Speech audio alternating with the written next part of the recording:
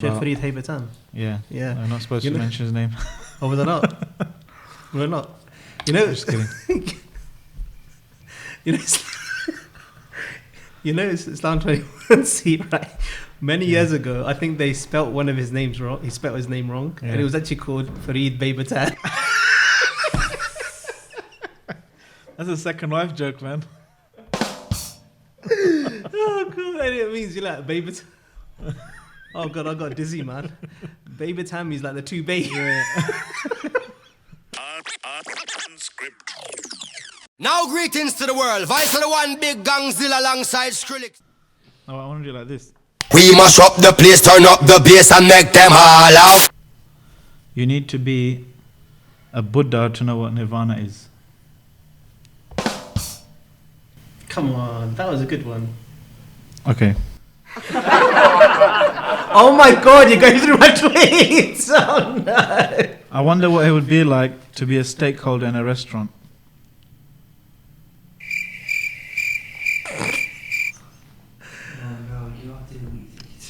Oh Huh? god, I regret giving you my handle. What do you call an What do you call an old fish that bites? Purana.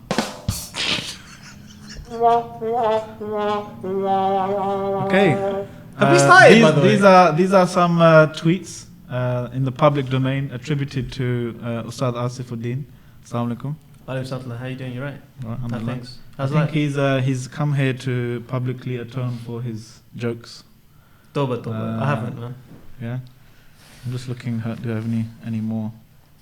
What do you say to your sister when she's crying? Are you having a crisis? I didn't do that. I didn't write that. Oh, no wonder it's funny. Okay. Because I was just about to say that. It was on your thing. I think you shared it from someone else. Oh, okay. Anyone who has high ambitions for 2020 is a visionary. Do you see that one Is coming? this thing on? If you haven't noticed, brothers and sisters, I've got a new toy I'm playing with. I've loaded up with some sound effects. I've got one more gap which Ustad Asif Uddin is going to help me fill. And he was saying that he has a funny story. Which one's that? That one. Yeah, go on. Okay. So what's this funny story? So the one who told me this, or the one. One second, let me. Oh god. Yeah, I'm going to put it in that one. All right. Oh, you can get rid of that one. Yeah. That's good. Maybe if you want to say something mysterious, and then I'll like look at the camera and be like, Okay, here's one. Salman's not funny. Duffa Hoja. Oh no, that's not a duff, that's a drum, sorry.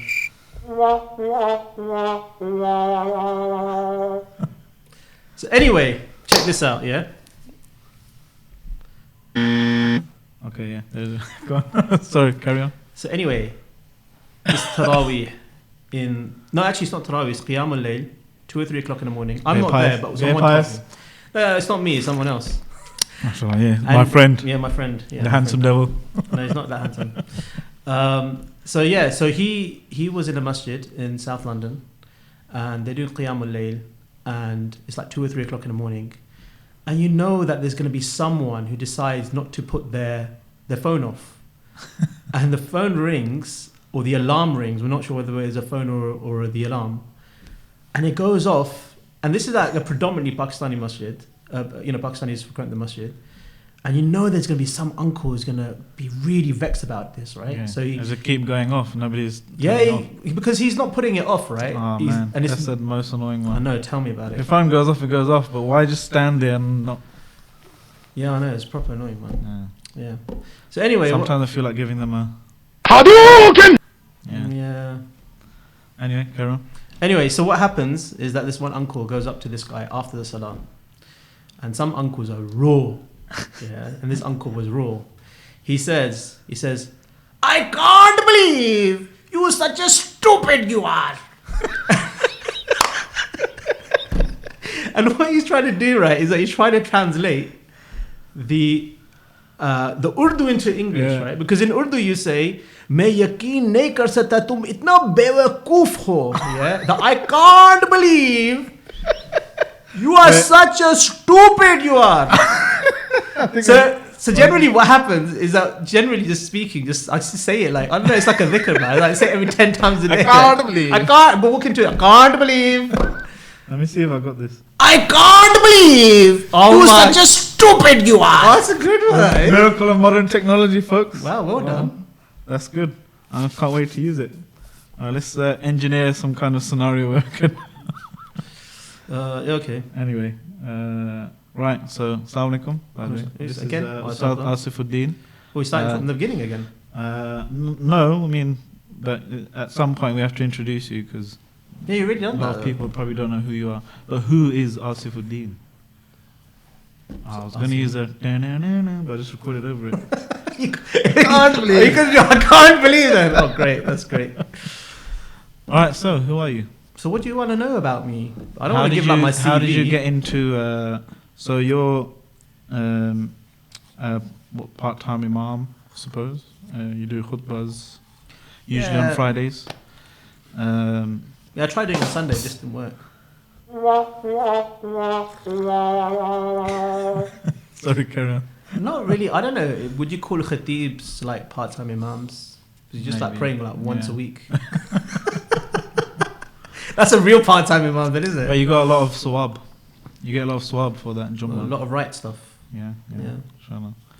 So how did you get into? You're also you deliver I think on the Sabil program, Mhm. right? You're one of the murabbis. Yeah, how did you get into studying Islam? It's because I think that goes back to how do you start like getting into the Deen, I suppose. So Yeah. the way I Yeah. got into the Deen, actually I come from a generally good background in terms of like my family. MashaAllah. They all tend to pray. Alhamdulillah, they all pray 5 times a day. My parents have always like put that on me. You need to pray 5 times a day. And I haven't always listened and whatnot. And I think something Is that happened. quite rare? I Just don't in our know. community? I'm not sure. I Because don't usually you hear stories like, family wasn't practicing and then somebody becomes practicing and then it spreads. But Yeah, I don't know if that's I don't know. I mean, maybe that's the case with a lot of families, but alhamdulillah, my family's not been like that. Like my mum's, I know everyone kind of says this, but, or at least claims it, but alhamdulillah, my mum's a Sayyid. So, Oh, really? So she's Mine got a too. lineage going. Her lineage goes back to the Prophet sallallahu alaihi wasallam. So alhamdulillah, so you're from Ahlul Bayt. yeah. You Sure. can say, Can't well, give- I'm half Ahlul Bayt. So can I give you like, I'm Ahlul Bayt. Yeah. can't give you a zakah. No, I'm no charity case, man.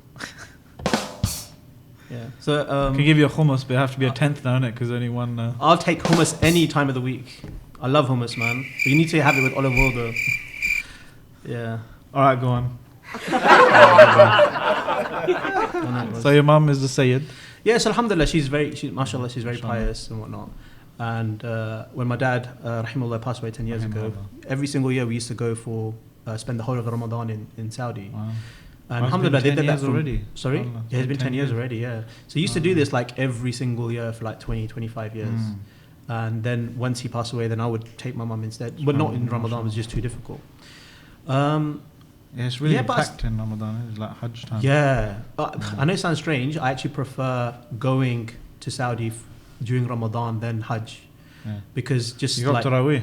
Yeah, you got Tarawih, Yeah. Quran. It's just Yeah. amazing. It's like for the whole month as well. It's just phenomenal. SubhanAllah.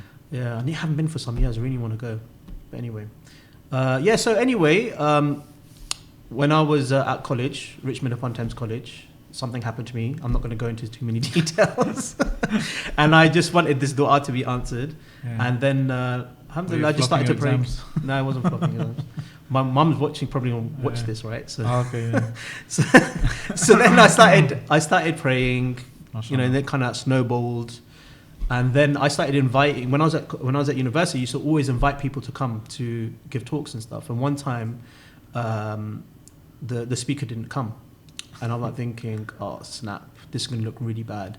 So then I end up giving a talk myself. Because it was You're like, I kind of like this. yeah. No, it wasn't like that. It's just like, because it's the university was like really far away. It's like Brunel. I was doing my master's there. And then it was like, oh my God, there's like, they're not going to come to Brunel. It's like so far away. So then I said, oh, forget this. I might as well just do it myself. So then that's how I got into like giving talks and whatnot.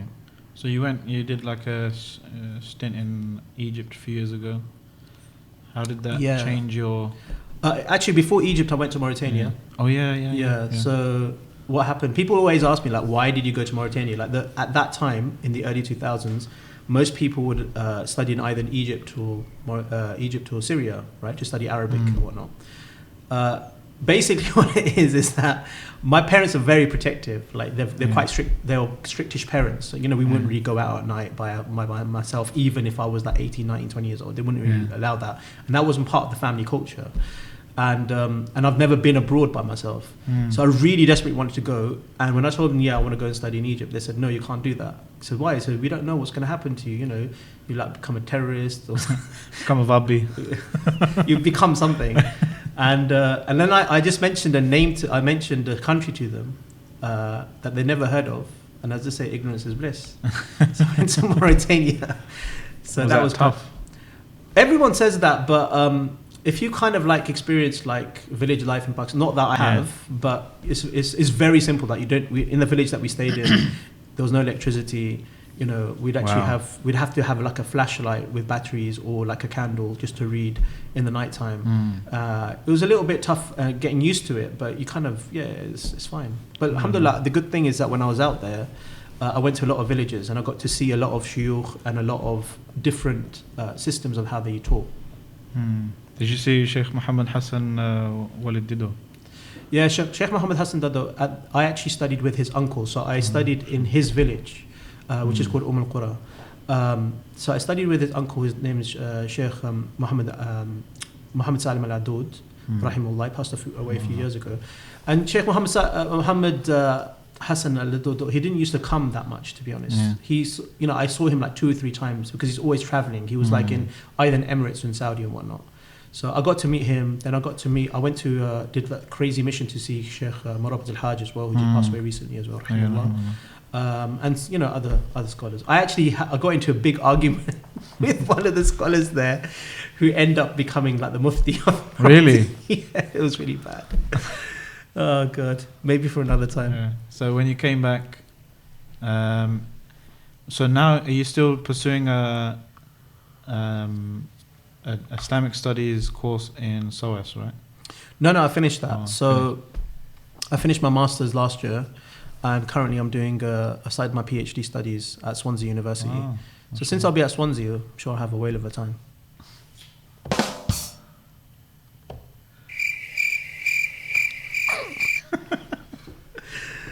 Actually, I got funny. You're from Wales, okay? Oh my God, who's from Wales? Him. Are you from Wales? Yeah. Oh my God.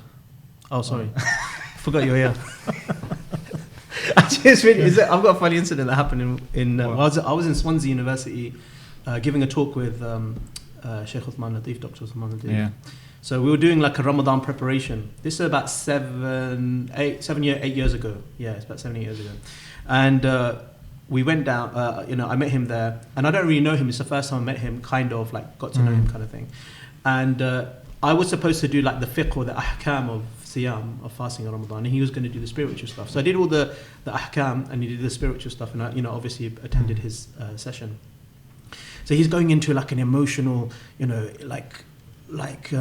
going into like an emotional thing where he was talking about Yunus alayhi salam, and he's like saying, brothers and sisters, this desperation that he had, and do you kind of like see the similarity? What do we have in common with Yunus alayhi salam, and all of that kind of stuff. And I put my hand up, and I don't think he knew me that well as well, because if people knew who I was, then they probably wouldn't answer your question. Yeah, exactly.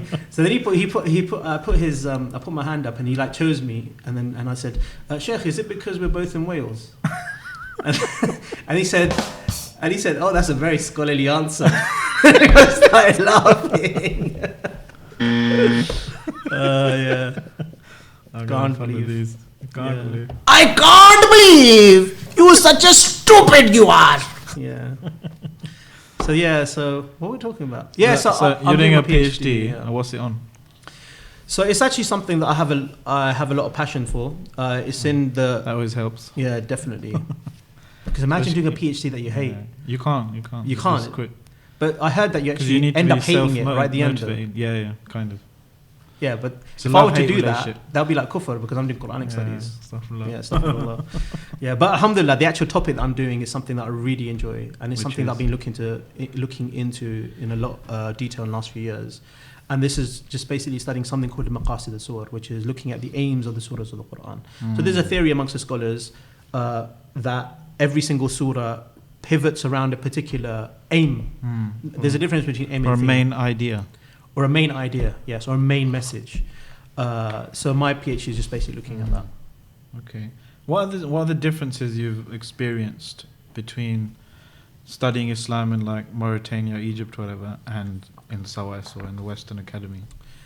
I think the main difference between studying Islam, I suppose you can say in the East and the West, right, in that respect, is that when you study Islam in a Western academic setting, it ends up becoming comparative studies in some respects, because you have to study what the Orientalists, although that's not a PC word to use now, they actually say Islamicists.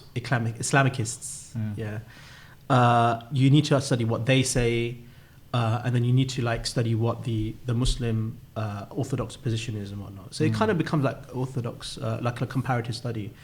It is really interesting, but I wouldn't actually recommend people going into Islamic studies, learning it in a Western context, Western academia, until they've got a good foundation of Islam.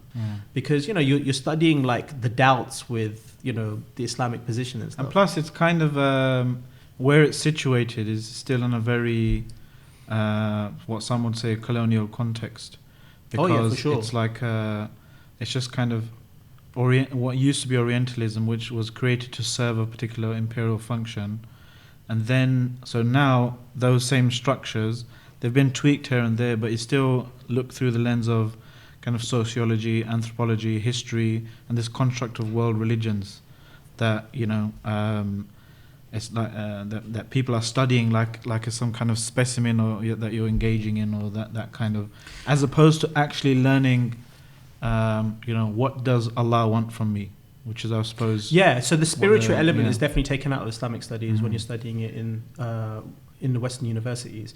But I have a bigger beef though. It's the colonial thing is definitely there, but my biggest beef is the fact that it's more of an exploration rather than trying to come to the truth. And then also on top of that, what ends up happening, I'm not sure that I'm allowed to like mention names and stuff. Yeah. All right, okay, Salman Butt. So then what happens is you get people like Patricia Crone, right, who's a very famous kind of like Orientalist, a modern Orientalist who passed away a couple of years ago. And the thing is that she had this crazy theory, and she wrote a book called Hagerism with a guy called Michael Cook. And in all, they came up with, because there's different kind of ideas as to how you approach Islam. There's like the Orthodox way, that there was a man by the name of Muhammad sallallahu alaihi wasallam in the 7th century and the 6th, 7th century, and he did this and this and this. So she's what do they call it? Revisionist. Revisionist. Yeah. So then the second group are Orientalists, who basically believe there was a man by that name, but the thing is that he may have been deluded and whatnot. Billah. Then you have revisionists, who basically just say Didn't exist. Yeah, it didn't exist. Not necessarily. Yeah, revisionists will say that, but they come up with a completely new idea of history. Now, what I have the biggest problem I have with Western academia is that, if you make a huge mistake, right, in any science like medicine or in physics or science or anything, right, you'll be out of a job. You'll be out of a job. Your credentials would, unless you're a politician, in which case. Yeah, that's true. Yeah.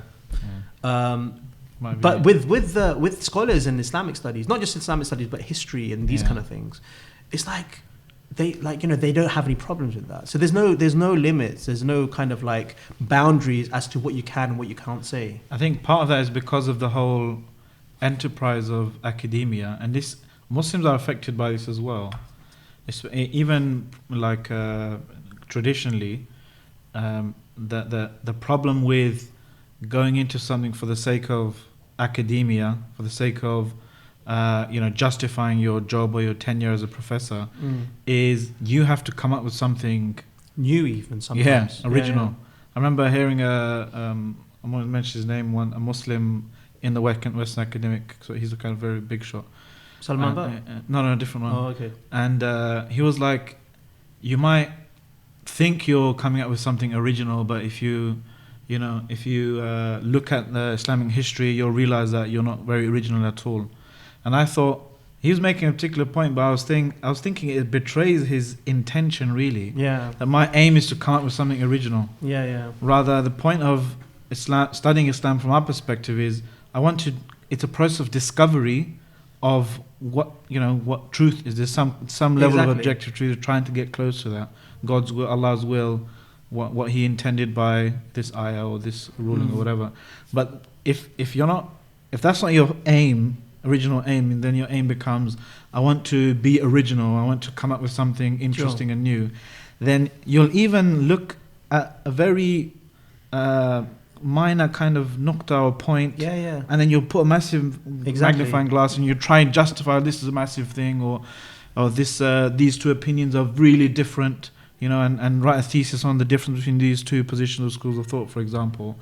But it might not be. You just might be making a mountain out of a molehill because you want to show some kind of. So there's a saying in Western academia is called publish or perish. Right. I mean, because in order to be relevant, you need to be publishing things all the time.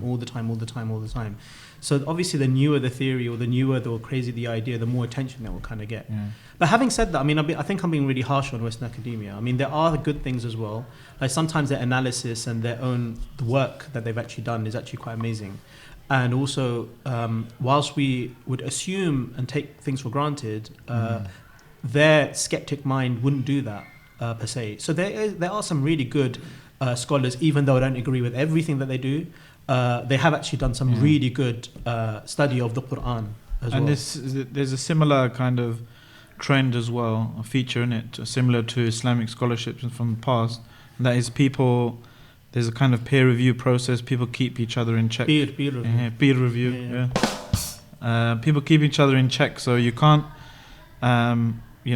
you're talking about making a huge mistake. Yeah. There'll still be people who might publish something and try and refute that or whatever. Yeah. Even though you'll develop a following and it will become part of the norm, even something weird and kind of out there. There's still space for people to critique it from a critical perspective, which is very important. Yeah, definitely. And that process is really good. So coherence in the Quran, the maqasid of surah. Can you explain maybe some examples? How you okay. So like, let's say I don't know, Surah Fatiha, we all recite it. Is this theory saying that there's an objective to Surah Al-Fatiha that the ayat revolve around, or any surah? So basically, this is not something which is new. This understanding of what is a maqsad of a surah or the aim of a surah. And there's a difference between aim and a theme. A theme is something that will maybe be mentioned like one or two times, or it's just part of the surah, and it doesn't actually. It's not something that is. Could be recurring. Yeah, it's not something. It may even be recurring actually, but the point is that it doesn't live through the spirit of the whole of the surah, and it's not the most pivotal thing. So this actually goes back to the time of Umar radiallahu anhu. And Imam Shatibi rahimahullah, he used this as an example or a proof to say that this idea of a maqsad or a pivotal, or some scholars call it gharad, some call it mihwar.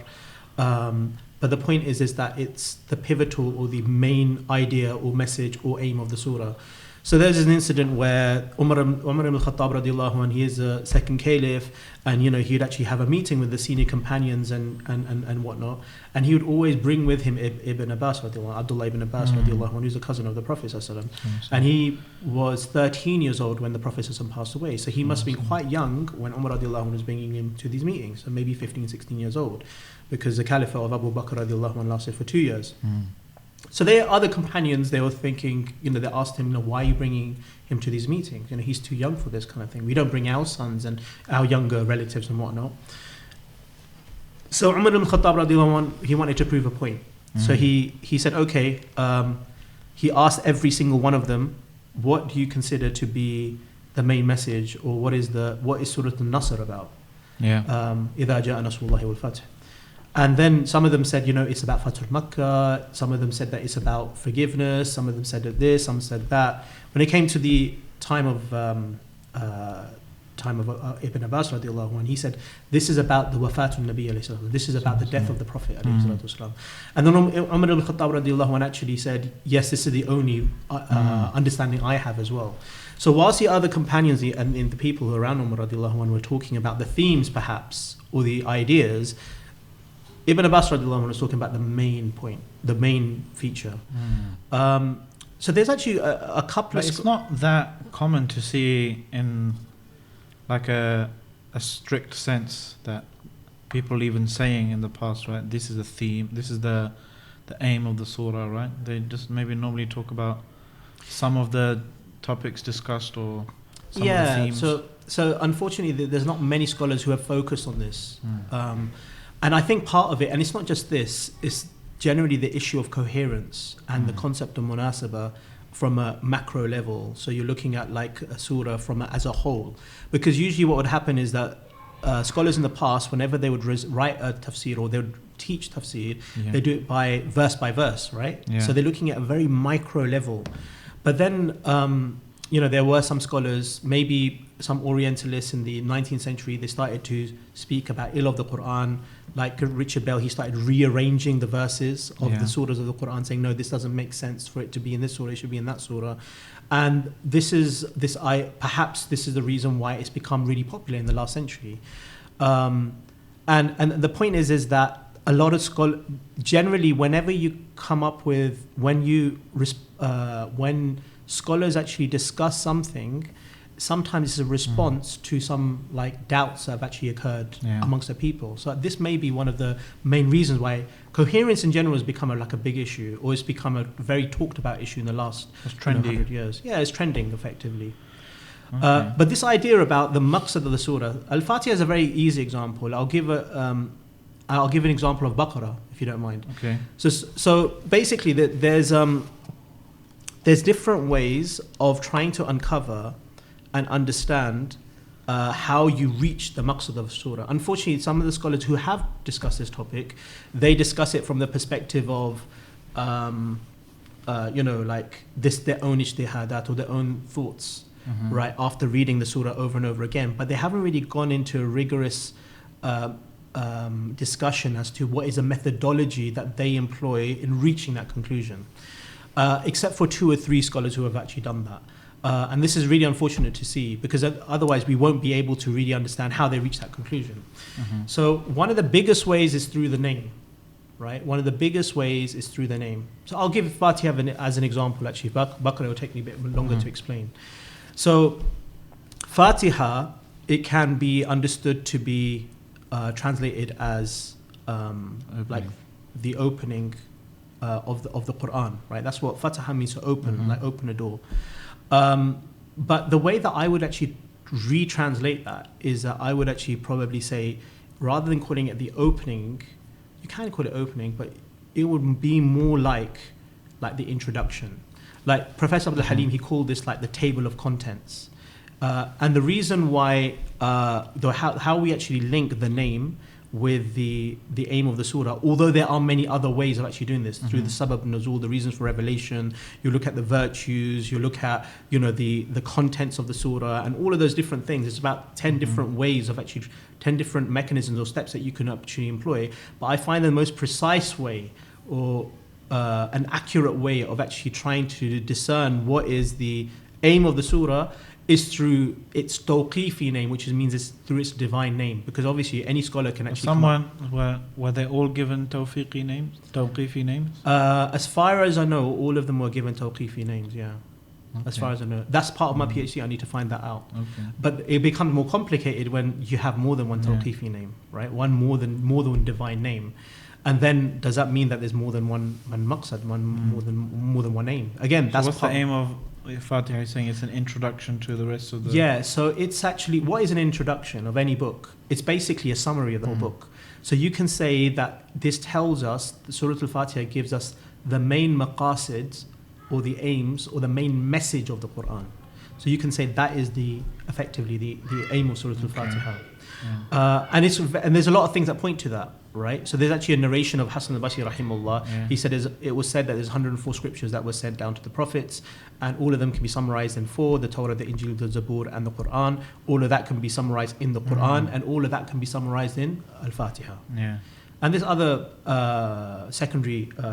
The 7 oft repeated Sab'a Mathaniya. Yeah, so the thing about Sab'a al-Mathani as being as a name, and that is a tawqifi name. Yeah. So now you have to distinguish, okay, what kind of name is it? Because is it a description, as Sab'a al-Mathani is, which is like 7 oft repeated verses? It's also called the Ruqya, it's called the As-Salah.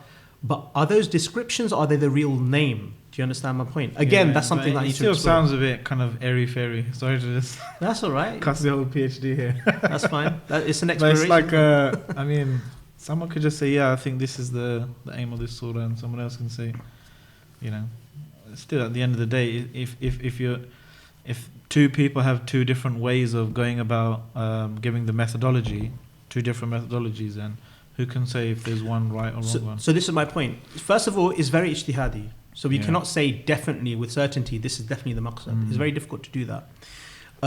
Secondly, there was example Hamiduddin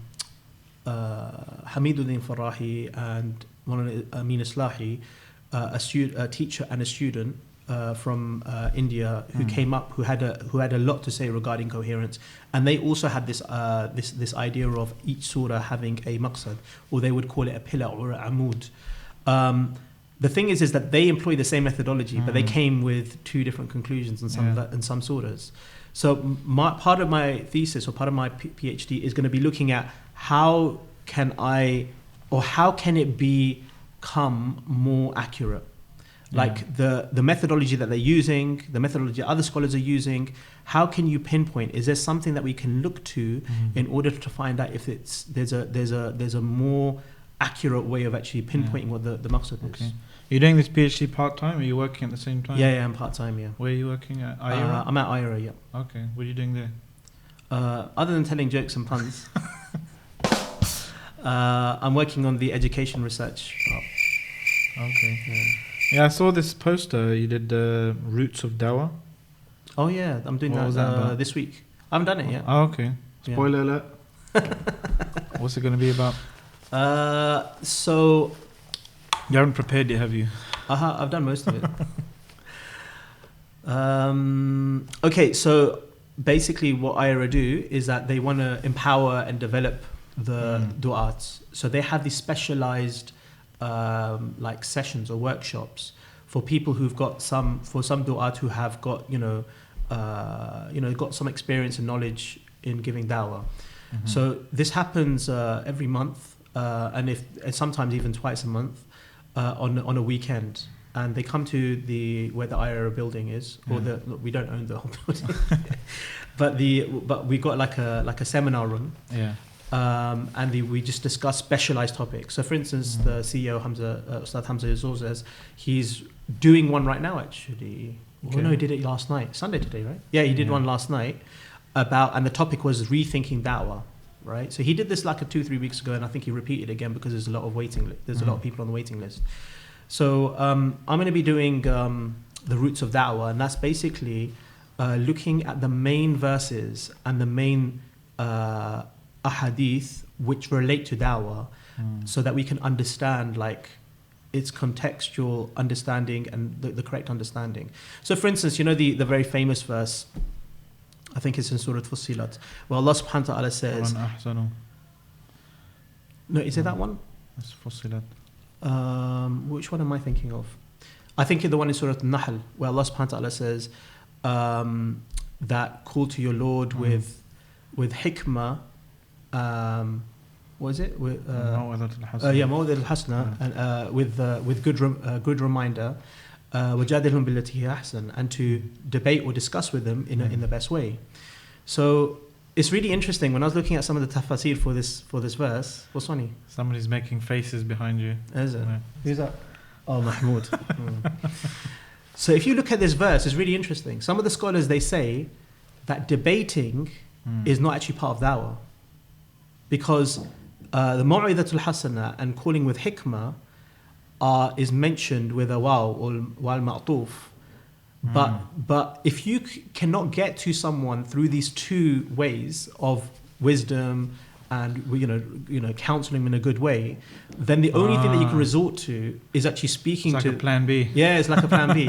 And that's why some of the mufassirin, which I was really surprised to learn, like Fakhruddin Razi rahimahullah, he says that jidal laysa min bab ad-da'wa, like jidal, or like It's debating. like damage limitation maybe, or kind of. He basically says that it's not considered to be the pillars of da'wah, and and unfortunately, if you actually look at the way that da'wah is done, people would just assume that debating is like the main form of da'wah.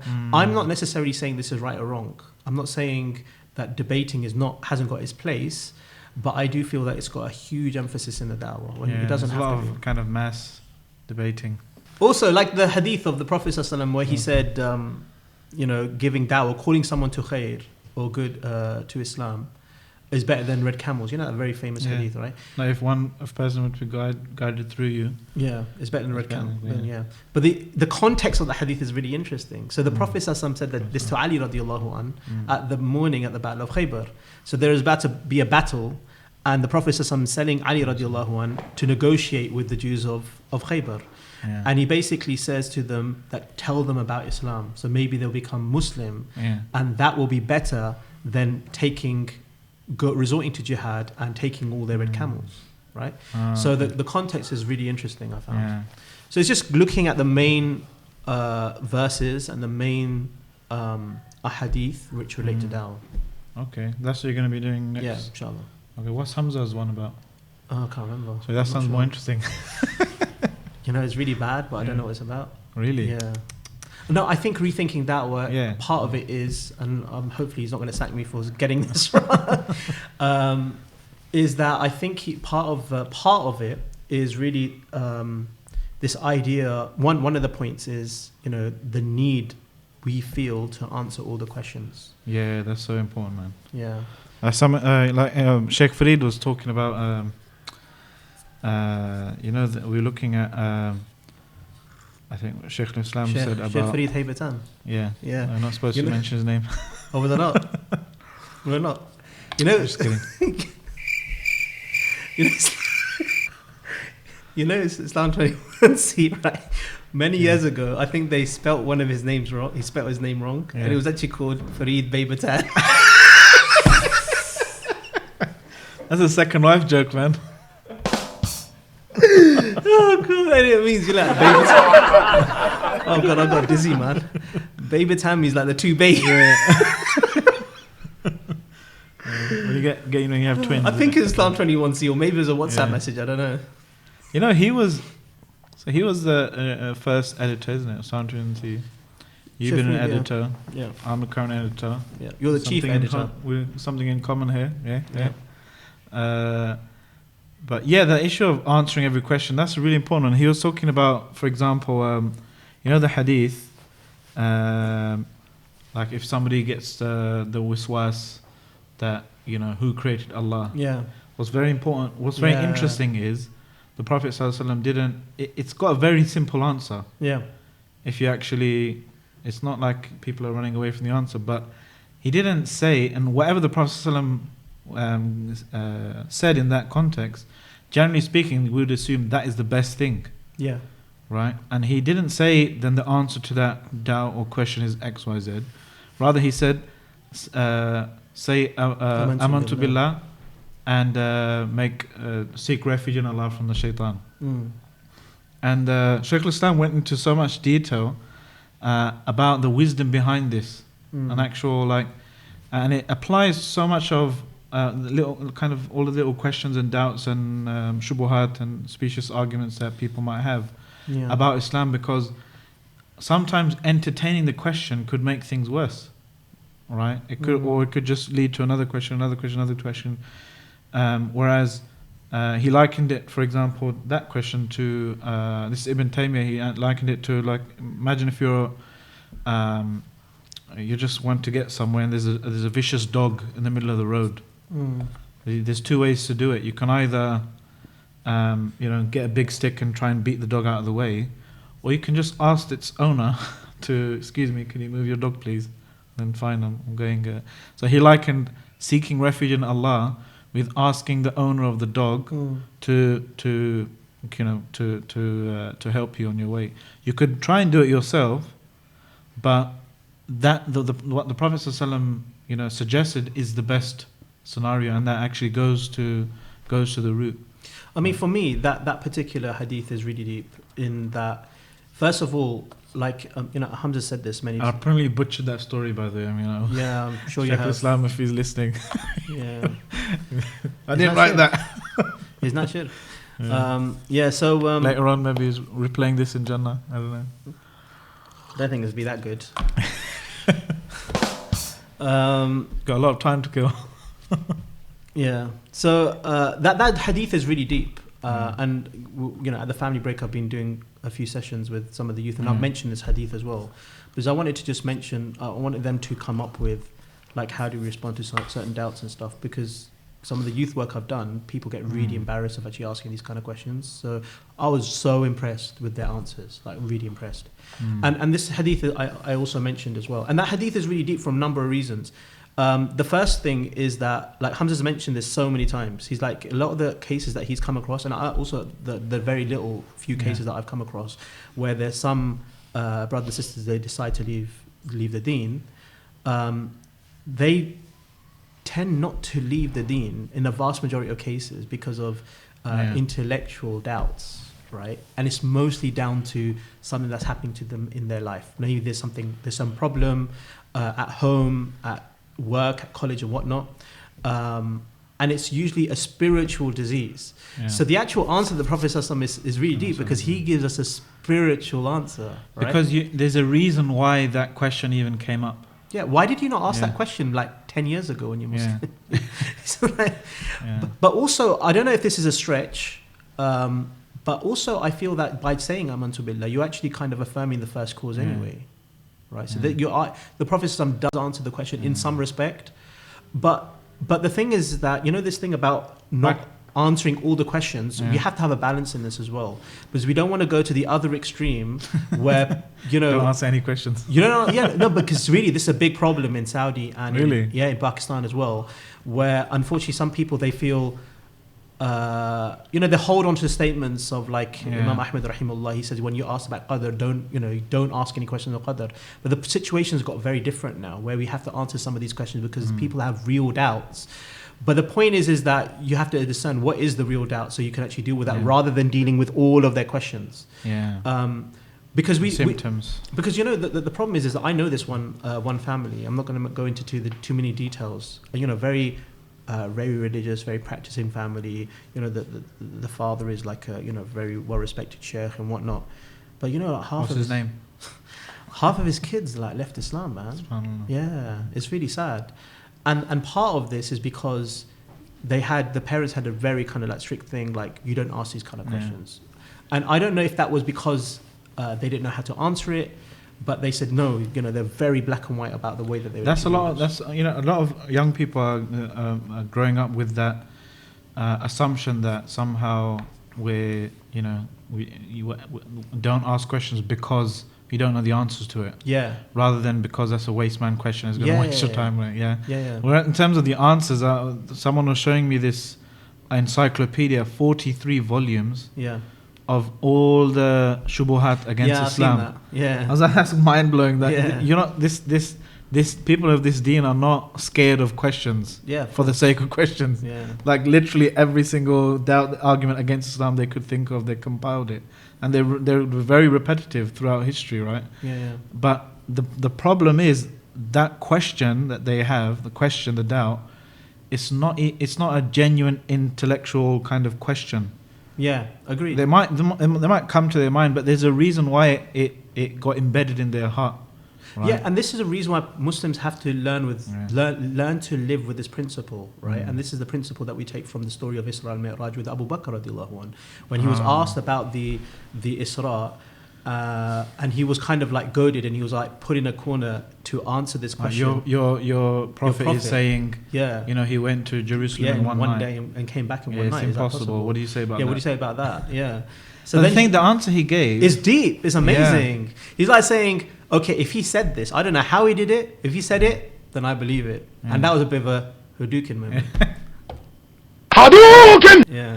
But the It's thing slow, is, he man. said, if I remember correctly, he said, أصدقه فيما هو أعجب من ذلك. Yeah, exactly. That's a very Yeah. kind of epistemologically sound to sound like Hamza. Yeah, and that's what I was actually It's a leading very to. sound kind of structure. You're saying, I believe what he said about something more amazing than that. And that he gets revelation Yeah, from that the he gets heavens. revelation. And this is the point that I wanted to make, that because that you don't have to be, there's certain things in Islam that we may feel really uncomfortable about, or things that we don't actually understand, we don't know how to explain it, and that's completely fine, because in actual fact that's part of our test, right?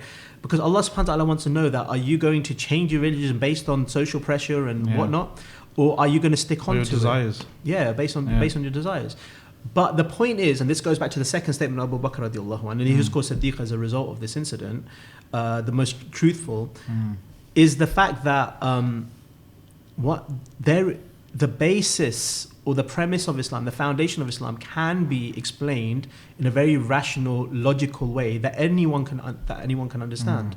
So once you actually believe in that, then Allah, all these other things which may be Kind of secondary, red herrings. yeah, they're all in that respect. But the reason that would cause you to dwell on those periphery issues and make you doubt the core 100% robust issues is some kind of spiritual issue or emotional or mental health issue. even. Definitely. Like Shaykh Asif once he said, if sometimes a young person comes up to you with a weird question, sometimes just putting your arm around them and giving them a pat on the back, or just having some emotional contact. He said that will do away with that shubha, that doubt. Yeah. Even the word shubha. Like for instance, that man who came to the Prophet ﷺ and he says, Ya Rasulullah, allow me to make zina. The way that the Prophet ﷺ dealt with that was just like mind blowing. It's just like in a non-suicide bombing kind of way, right? It's like just incredible though. Like there's so many lessons that you can get from that. First of all, he dealt with it. It's a very emotional thing, so he dealt with it in an emotional way. He didn't mention any verses or ayat regarding punishment and all of that kind of stuff, right? That's the first thing. The second thing is that he dealt with it in an emotional way. Would you want your mother to do that? Would you want your sister? So no way. Like no, why would it? And also he made him refute himself, and that's something we have to get to the youth to do. Get them to utter the answer. Yeah, sometimes it's not. People don't like to be told the truth, and you have to facilitate for them to discover the truth themselves, and that's what the Prophet ﷺ effectively did. And then what did he do? He put his hand on his heart, and he made dua for him. He said, oh Allah, please purify him, and the whole of that dua. And then what did the man say? He said later on, that of all the things, I hated zina the most. That's amazing, That's how you affect people. I think Dawa needs some of that. Definitely, emotional intelligence is a very important part of Dawa, and also, like mental health as well. We need to know elements of mental health. Alhamdulillah, like all the staff, we did like a mental health first aid course, so we can actually understand, because sometimes.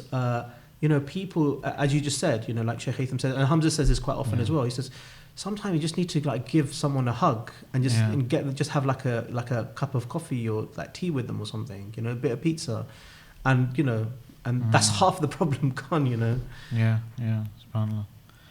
Anyway, I think Abdul Samad looks really tired now. That means it's really boring. It's 4 o'clock. Do you need to be somewhere? Or? Yeah, I do, man. Liverpool playing, man. I can't believe! Yeah. Okay. Very important game, man. It's getting Cardiff. And alhamdulillah, Man United got smashed. I think it was 4-0 when I last saw the results. It's still 4-0. Is it 5-0? Against Everton, man. How many runs? I keep losing against Everton. How many wickets? My God. There's 4 wickets, yeah. Okay. Yeah. They got LBW'd. Yeah. Really funny incident. So there's me, there's Mahmoud and Sheikh Abu Rumaysa. We're all in Mahmoud's house. Yeah. And we're talking about like Premier League football. Me and Mahmoud talking about Let Premier me League get football. one of these things ready. Go on. And I'm a Liverpool supporter, obviously, mashallah, it's part of the fitrah. And then Was that not a joke? yeah, and then Mahmoud is Arsenal supporter. We're talking about something to do Premier League. And then Abu Rumaysa, Sheikh Abu Rumaysa, is not into like football at all. He said, "Oh, is the World Cup on?" My God. This isn't backbiting because we're gonna send you this clip and you'll have a right of reply, Sheikh Abu Rumaysa, inshallah. But yeah, thanks for coming. Thanks for watching, brothers and sisters. If you liked it, give it a like and a share. comment, yeah. Jazakumullah khair. Jazakumullah khair, Shaykh Asif. Jazakallah khair. Assalamu Assalamu alaikum. Alaikum salam wa barakatuh. And yeah, tune in next time. Shaykh Asif can be found at, what's your Twitter handle again for the jokes? Are you going to put the beginning part of it? Yeah. Oh, God. Reading Alright. out your jokes. So it's AAU004. Okay. So if you want to avoid those terrible jokes, then stay away from that. Hey? This thing on? Okay. Assalamu alaikum salam. I can't believe you are such a stupid you are.